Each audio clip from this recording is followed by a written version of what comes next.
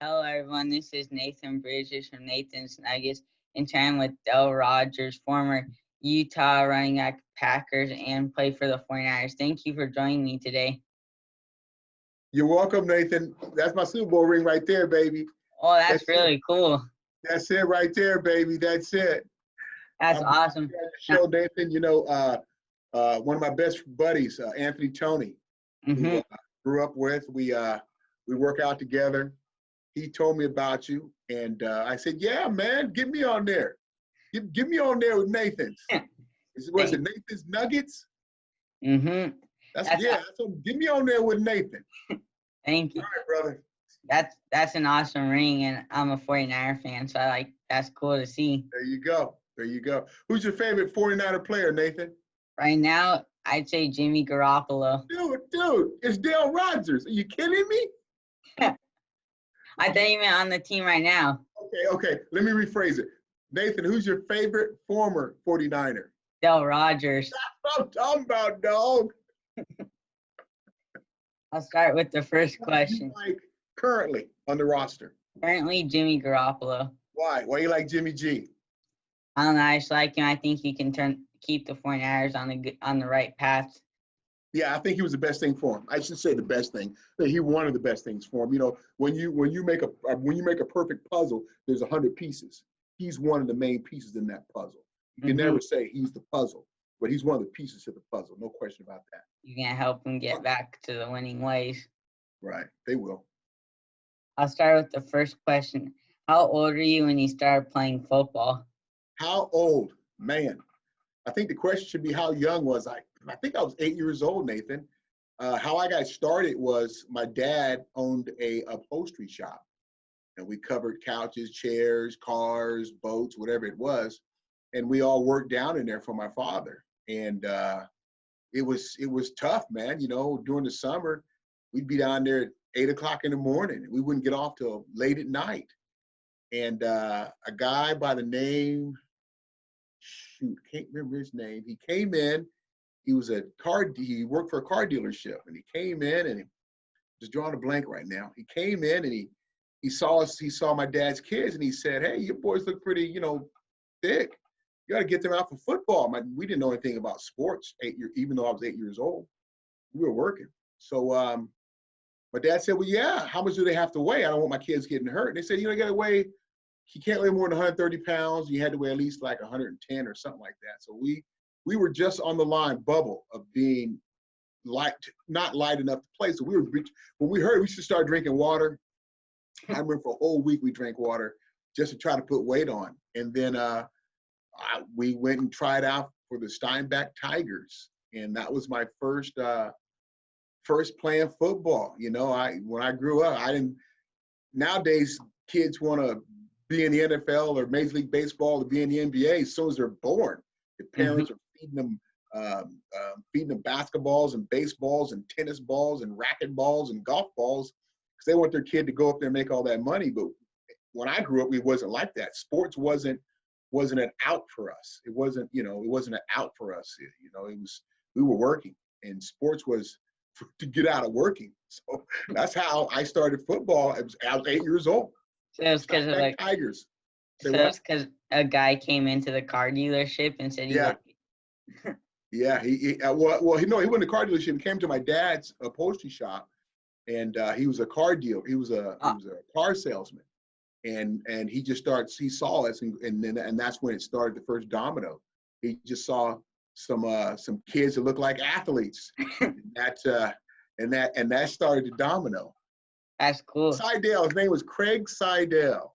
We called him Mr. Seidel. Craig Seidel, he worked for the Ford store in Salinas, the Ford dealership in Salinas. He was a car salesman. It was Craig Seidel. He was the guy who got all my brothers and me into football. That's cool. Good thing he came in. Yeah, yeah. I'm glad he did.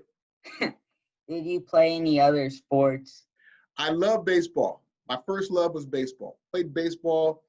I played baseball as far as I can remember. We would stay up at night late when we didn't have to work, and we'd roll up a sock and put a bunch of socks in a sock and roll it up, and we'd undo my mom's broom handle, from the broom, and we go out back, and my brothers would pitch, and we would hit, and we'd hit a sock all night, and on Saturdays and Sundays, if we didn't have to work, we'd go out back. I love baseball. I love baseball to death. So that was my first love when I was growing up, and then played football, and I ran track in high school. I love baseball, and I probably would have stayed with baseball, but baseball and track was at the same time in high school, and you only could do one at the time. So my dad wanted me to run track because he wanted to keep my speed for football. That's why I ended up playing football. Playing football and running track instead of playing football and baseball. I wrestled in high school. I played basketball in high school. I did it all, man. And if I knew that we had golf and tennis in high school, I'd have did that too. Nate, I really consider myself an athlete. And when you're a pure athlete, you can do anything. You can play ping pong, you can play tennis, you can play basketball, you can play shuffleboard. If you consider yourself an athlete, you can do it. Because an athlete means you can adjust and do anything. You played a lot of sports. And I loved them. I was so passionate about everything. I wanted to be the best in every sport. I didn't want to participate. I wanted to be the best and beat everybody. And so for me, sports, and I don't know where that character came from, but whatever sport I went into, I didn't want to just participate. I wasn't along for the ride. I didn't want to sit on the bench. I didn't want to be the second guy. I wanted to be the number one guy. And I wanted to work hard, and I would pay the price. If I had to eat and drink bread and water for a week, that's what I would do. I would want to pay the price to be the best. And to be the fastest, I used to have to run extra, do this and that. That's what I would do. I don't know where that passion came from or that drive came from. Obviously, when I was a little kid, maybe, because there was a house full of 10 kids. But I always wanted to be the best. I always wanted to be the best. And maybe it's because I grew up in a home that had 10 kids. So you just had the drive to want to always beat everyone? Yeah, I wanted to be at the top, man. I didn't want to be number 2. Didn't want to be number 3. Always want to be number 1. End of story. End of story. And some people want to go on for the ride. Some people want to go for the ride. They want to be in the passenger side or the rear seat or the rear passenger or the ride in the middle. I want to be driving. I want to be the driver all the time. And that's just my character, Nate. What did you like about Utah coming out of high school? Reason, I had a chance. I took a recruiting trip to Tennessee, took a recruiting trip to the University of Alabama, was recruited by Bear Bryant, took a trip to Arizona State, took a trip to Oregon State, Fullerton State, and the University of Utah, and to Nebraska. Tom Osborne recruited me. And I picked University of Utah because they weren't going to redshirt me. All those other schools said, we want to redshirt you first, get you acclimated to college, and make the smooth transition, and then we're going to play you. And I said, nah, dude, I'm not sitting no bench. I'm not going to redshirt for nobody. I'm not going to bust my butt out there in the practice field and not get a chance to play. University of Utah said, hey, look, even though you're a freshman, if you're good enough, we'll let you play. If you're not good enough, we'll redshirt you. And that's all I wanted. I wanted a fair shot at becoming a starter. I didn't want to be already pigeonholed to the number 2 or the taxi squad or the practice squad or the red shirt guy. I didn't want you to dictate where I was going to, where my level of goodness was. I wanted me to dictate that when you compared me to everybody else on the team. So that's why I went to University of Utah. And shoot, I had no regrets. I ended up being the first 1,000-yard rusher in school history. And that university is the oldest university west of the Mississippi. So to make claim as being the first 1,000-yard rusher in school history, how could I have any regrets of going there? And plus, heck, last year I had a record for 38 years, most touchdowns in a career, and that just got busted. That record got broken. So I have no regrets, Nate, of picking the University of Utah out of North Salinas High School. That's where I started, brother. North Salinas High School, baby. That's impressive. So you wanted to be able to prove with your skill that you could play right away. Yeah, yeah. I didn't want them to tell me, you need to, you're, you know, anyone of their anyone worth their weight in salt want to compete against the best and let the chips fall where they may. No one wants to go against the second best guy or the fourth best guy. If you're pure athlete, hey man, I want to see what I can do. I want to race the best. I want to race the fastest guy in the world. You know what I mean? Or I want to go against the best pitcher in baseball. I want to go against LeBron James. You know what I'm saying? I Uh-huh. think there's a character deal in there somewhere that makes up that equation for someone to think like that. And I can only attribute that back to growing up, when I was a little kid, because I don't know where else I could have picked it up where it was so defined in me. You just want to compete against the best all Yeah, time. yeah, all time, Jack, all time, Jack, all time. What was the most intense game you ever played at Utah? Woo! Well, I'm gonna tell you what. It was a game against Wyoming Cowboys. It was in Salt Lake City. Um, and the only reason why I had like 4 or 5 touchdowns that game, but the only reason why it was so intense is because I injured my shoulder. I got hurt right before halftime. And I went into the locker room and we were down and they needed me to play. But my shoulder, man, I couldn't even lift it up over my head. Wow. And I don't regret it. I just question it now. But at the time, it was the right thing to do at the time. Now I question that decision I made, but I don't regret it because at the time it was the right thing to do. They gave me a cortisone shot to numb it up. Played the second half, went out there, set a record, 260 something yards rushing. But for me, it wasn't the yards. It was because I did what I thought was right at the time to get back on the field. And that was to take a cortisone shot in my shoulder. I went out there and played. I could have wrecked it. I could have tore it up. When you do something like that, you play through the pain. You don't feel the pain when they give you that shot. So you can just tear your shoulder off. You don't even know it. You're out there still running. You think your shoulder's there. You look, oh, my shoulder's gone because you don't feel it because they shoot you. The cortisone. So I played, went on, finished the game. My shoulder bothered me for the rest of the season.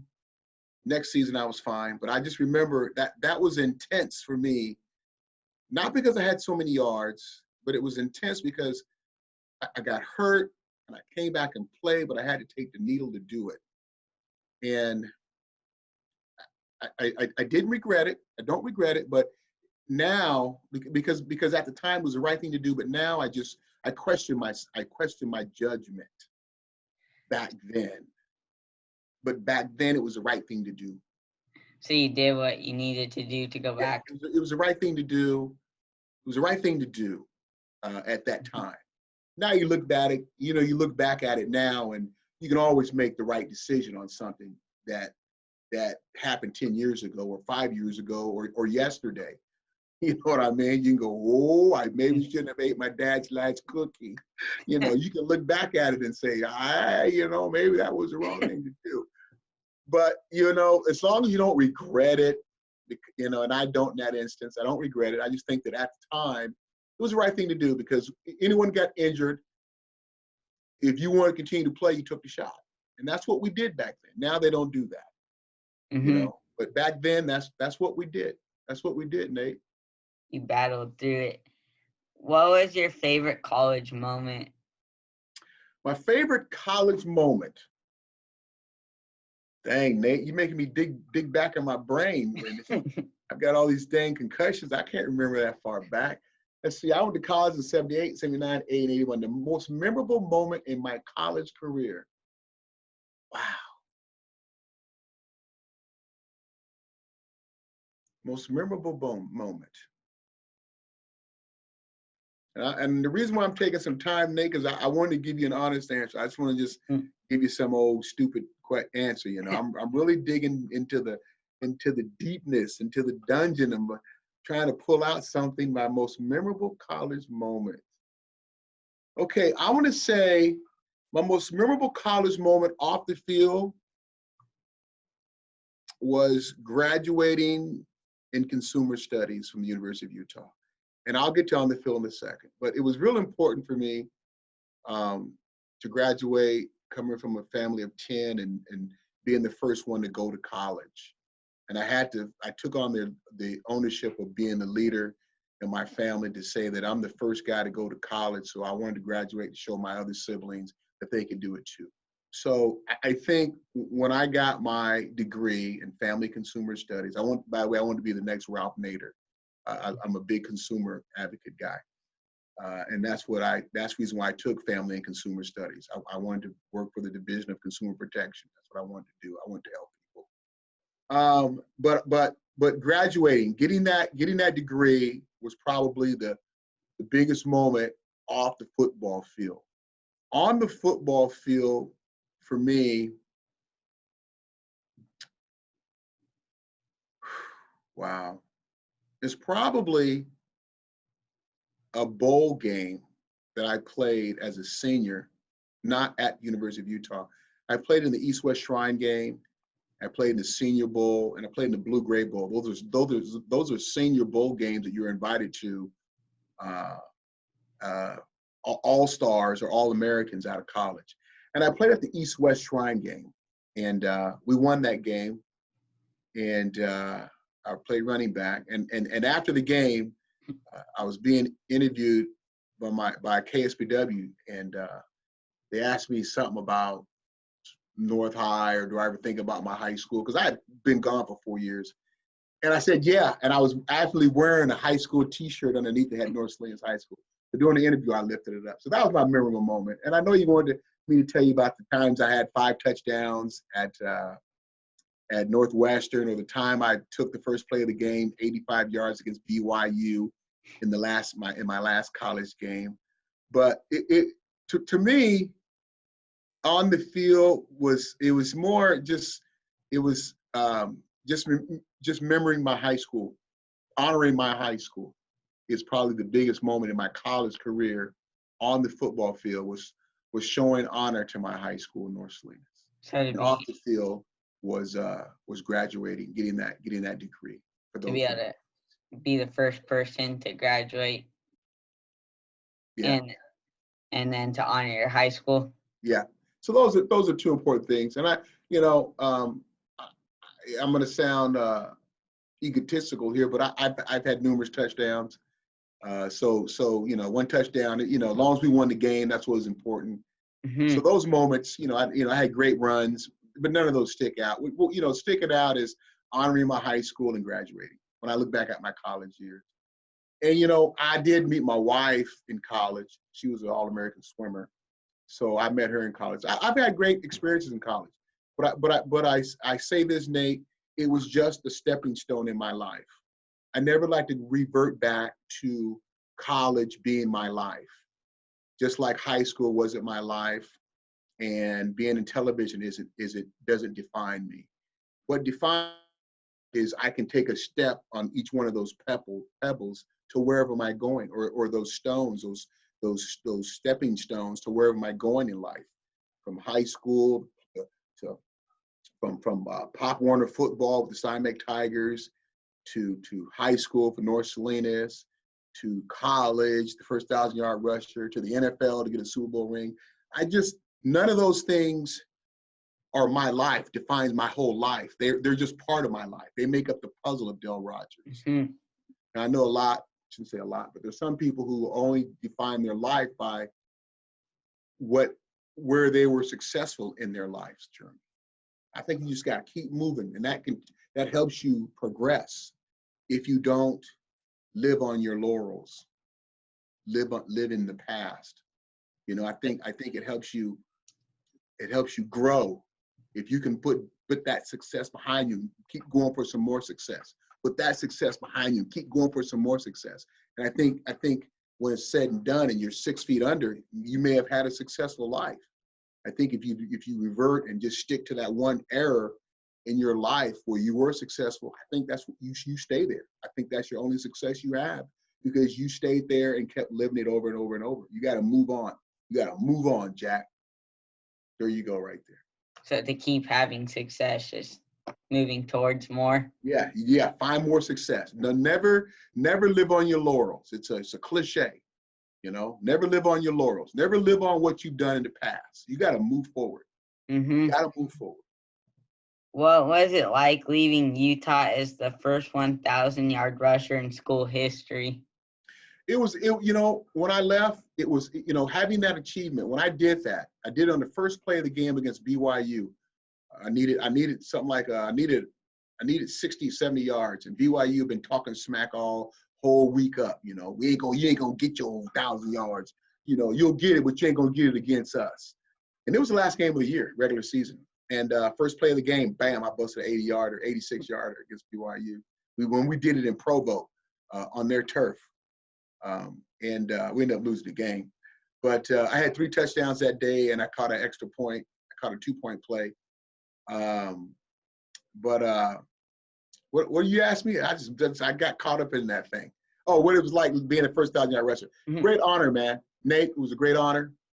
It's something whenever I talk about my college days, I bring that up in the conversation. You know, to be the first of anything, you know, the first of anything is great.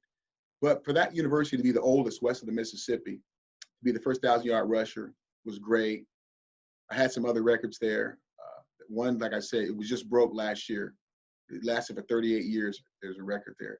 So I had some great moments in Utah as a football player. I blew out my knee my freshman year. Wow. I was leading the country in rushing. 3 games in or 4 games in, I blew out my knee. So that was a boom. And instead of not playing and felt sorry for myself, you know, I pulled myself up and boom, and went headed back the other way, and played 3 more years. And I remember a year where I wasn't the starter.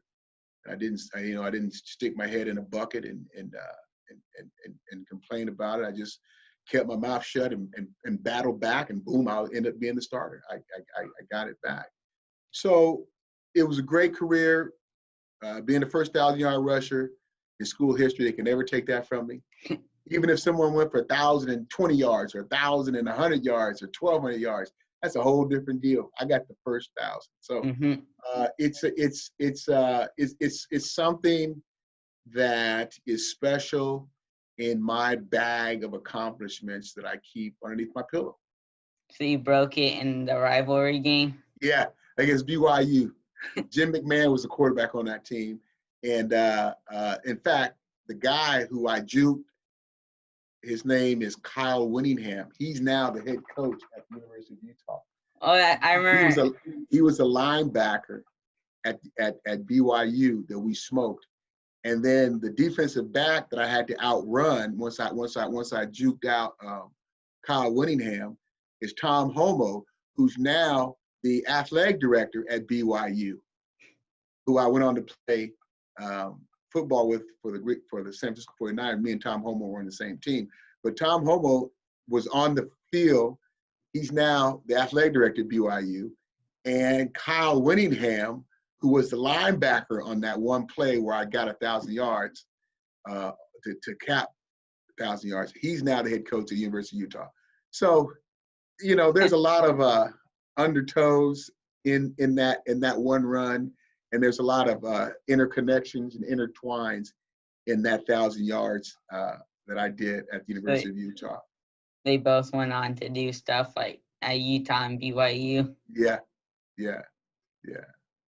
Were you nervous when you were waiting to get drafted? You know what?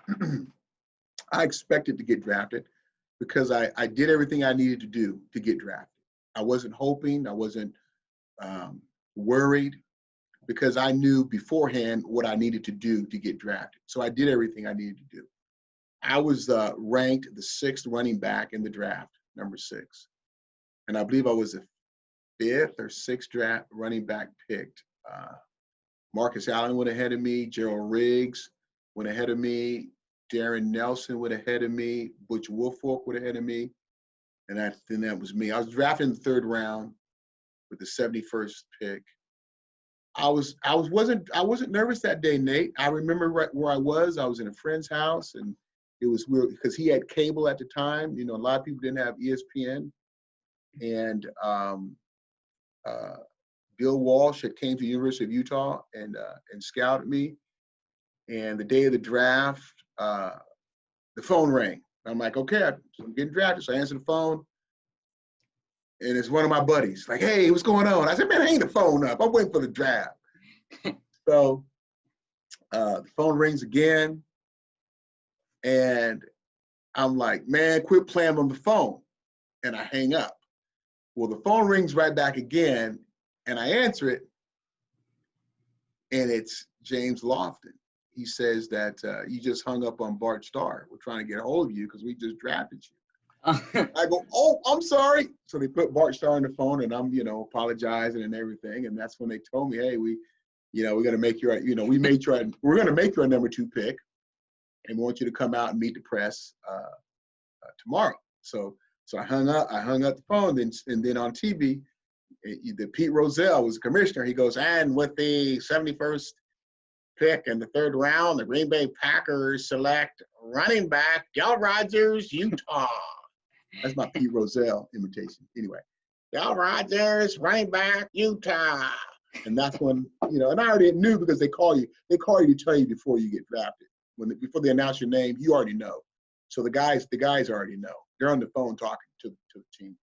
So that's how I found out. But Nate, I wasn't worried because I knew what I was told. You want to get drafted, you got to run under 4.4.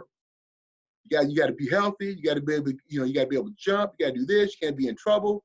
You can't have any kind of issues. So I knew I had all those boxes checked. I had speed, I had quickness, I had agility, I had the smarts. I was able to check all those boxes. So I wasn't nervous. I was just like, who's going to draft me? That's what I was worried about. Who's going to draft me? I wasn't worried about, am I going to get drafted? I felt like I paid the price, man. I paid the price of what I need to do at all those combines. Nowadays, you only got one combine. When I played, there was a combine in Seattle, combine in Dallas, a combine in New York, a combine in Indianapolis, a combine in Buffalo. There was 5 of them, and I went to all 5. And in each one of those, I ranked in the top 5 running backs. So I knew I was going to get drafted. Just didn't know where. So you already knew that you were going to go to a team. Right. I didn't know where. That's funny that you hung up on Bart Starr. I know, man. There's more to the story, Nate. There's more to the story I didn't tell you, but that was just a quick synopsis, because I hung up on some people who I thought were my buddies goofing around, and they weren't my buddies goofing around. They were actually general managers from NFL teams. Yeah. What were you feeling before your first game for the Packers? 1982 was the year, and it was a strike year, but we got in 8 games before the strike year. And my first game, Nate, I wasn't nervous. I wanted to prove that I belonged. I wasn't nervous. I couldn't wait to get the football. I wanted to prove that I belonged. I didn't want to see if I belonged or hope that I belonged. I wanted to show them that I did belong, that you did draft me, you did the right thing. I went out there to prove that they were right. I didn't go out there to see if I could do it. And you may say, Dale, you kind of, playing with semantics here. I mean, what's the difference? But there's a difference when you go out there to show that you can do something, then you take the approach of hoping to do something. There's a whole different mindset, and the confidence isn't there when you're hoping to do something. The confidence is there when you know that you can do it, and you're gonna go out there and to prove that you can do it. There's a fine line there, fine line. So you wanted to prove to them that they made the right choice. The right decision. Yeah. We just got to go. Let's go out there and handle business. Let's go out there and my whole approach. Every time I did something, I went out there to do it because I expected to do it. I didn't go out there hoping to accomplish something. Whatever challenge I do, I take on, I don't hope to complete it.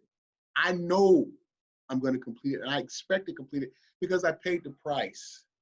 I did the preparation, and then it's all about going and get the job done now. And that's what I say. Let's go get it done. Let's go get this done. It's not a thing of let's go try to get it done. Let's hope we get it done. I expect to get it done because I paid the price, man. You know, I looked at the price before I went to do it, and I saved up and I did all the right things. And now let's go buy it. Let's go get the job done. Let's go get it done. And that was the talk. That was my chatter when I would go approach something. I said, all right, let me go get this done, baby. Let's go get it done. I never said, let's go hope to get this done. I hope I can go get this. I hope I can do this. It was always, let's go get this done. It's time to go do this. Let's go win this game. And it wasn't no hoping. It wasn't no, gee, golly, willikers, I hope I can do it. I never took that approach and still don't to this day. So you always just wanted to go get a win. Yeah, let's get it done. Let's just go get it done. Well, I think whenever you say, I hope we can go get it done, I think you put doubt in everybody's mind. what was the transition like for you when you went from the Packers to the 49ers? When I was with the Packers,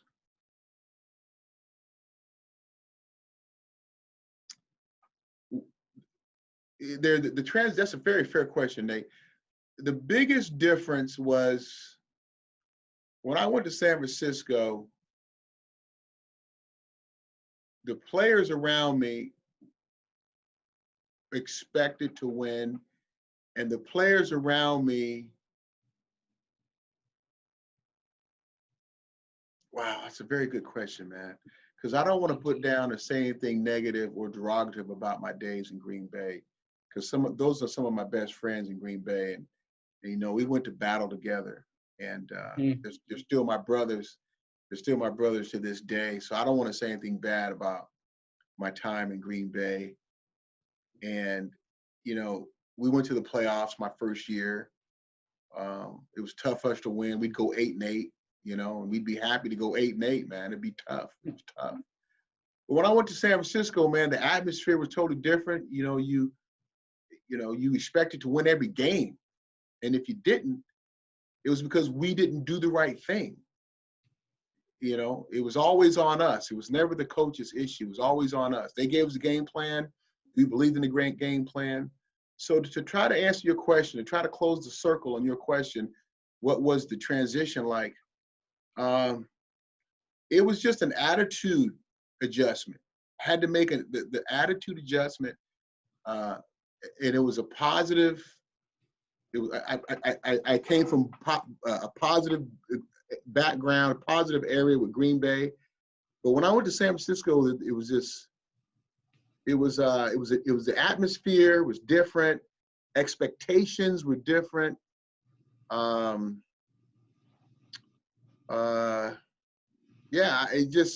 It's kind of hard to answer that question. That was a very, very, very tough question. Good question. And by no means can I say anything bad about my days in Green Bay. But when I went to San Francisco, man, it was a different deal, man. It was a different deal. Maybe I matured, maybe maturity. Maybe coming out of college, I was immature my first few years in the NFL, not knowing what to expect. But then having lived it in Green Bay and now going to the 49ers, maybe I matured. Maybe maturity was the transition, the biggest thing. You know what I mean? The maturity. Yeah. What was it like getting to play with the 49ers dynasty? It was great, man. To be able, first of all, being from the West Coast and playing for the number one team on the West Coast, it's great. I mean, you can never take that away from me. I helped the 49ers win a Super Bowl ring. I was a part of that. I was one of the puzzles to winning Super Bowl 23. I was a puzzle. I was one of the pieces to the puzzle. In fact, the drive that we had to win the game against the Cincinnati Bengals in Super Bowl 23, I started that drive off with a kickoff return. And oddly enough, that was my last play of my career because I got knocked out for the second time during that game. Wow, second time. Yeah, got knocked out twice. And after my second one knockout, like I said, I started the drive for us to win when Joe Montana hit John Taylor in the back of the end zone for win Super Bowl 23. I started that drive for the kickoff return. I took a helmet right there, and I remember it just went black. Next thing I knew, I woke up, I was walking off the field. And the trainer said, "You're done." I said, "No, I see 2 fingers. I see 2 fingers." They ought to give you either, how many fingers you see, 1 or 2, and you got a 50-50 chance of getting it right. If you get it right, they'll let you go back into the game. But since I got knocked out twice, my second knockout, I said, I see 2 fingers. I see that. You're done. You're done. And how they do it is they just take your helmet. They don't say, "Hey, he can't go back in, coach," or "Don't make sure he doesn't come back in." They just take the doctor. He just takes your helmet. And then you ain't going back in. But that was my last play in the NFL with Super Bowl 23. I got knocked out on the kickoff return. That started the drive for us to win that game. But to be a part of a Super Bowl team and to be on a franchise that has 5 Super Bowl rings, it's something that I was very important part of my life back then. And when I'm long and gone and 6 feet under, hopefully my kids appreciate it and their kids appreciate it and their kids appreciate it. But it was a great moment in my life, and it's in the rearview mirror. It's in the rearview mirror, and I'm driving on down the highway looking for another equivalent Super Bowl to life. To be one of the pieces to fit for the Super Bowl. Yeah. What is the Super Bowl environment like? For us, it was business. I mean, I remember we flew down to Miami for the game, and Bill Walsh said, "Hey, you guys, curfew." I think it was 12 o'clock. And Ronnie Lott said, "No, we're going to have curfew at 10 o'clock." And we're like, "Dude, the head coach just said 12 o'clock." And Ronnie Lott goes, "No, you guys get to 10 o'clock because if we have to go to overtime or this game goes down to the wire, over a 5-day period, you guys are going to have 10 hours more rest than the other team. Because if they're going to go to bed at midnight, you guys go to bed at 10. That's 2 hours more rest you get times 5 each day, 2, 4, 6, 8, 10. That's 10 hours or more rest you're going to have. So who are you going to bet on? The team that has in the fourth quarter, late in the fourth quarter, who are you going to bet on? The team that has 10 more hours of rest than the other team, or the other team that didn't have the 10 hours of rest?" Well, the team that had 10 more hours of rest ended up winning it with the last 30 seconds, 20 seconds of the game. And so the experience was all business, Nate. It was Super Bowl was business. And it was emphasized to me because these guys had already won 2 Super Bowls before that. That, hey, dude, we're going to celebrate after. We ain't going to celebrate during Super Bowl week. We're going to go to Miami, and we're going to stay in the playbook. We're going to stay in the hotel rooms. We're going to practice on the field. We ain't going to go out drinking, chasing women, and hanging out all night. We're going to do that after we win the game. And having gone to Super Bowls before, you get that from your players, like Ronnie Lott. Had it been our first Super Bowl, man, we'd have been out all night. We'd have stayed out to 12 o'clock every night, not knowing what was on the line. So it was a great experience, and I'm glad that the franchise had won 2 Super Bowls prior to that, because I was learned how to not mess around, stay focused, get the Super Bowl ring, and then go party. So it was all business. Yeah, it was a great experience. Great experience.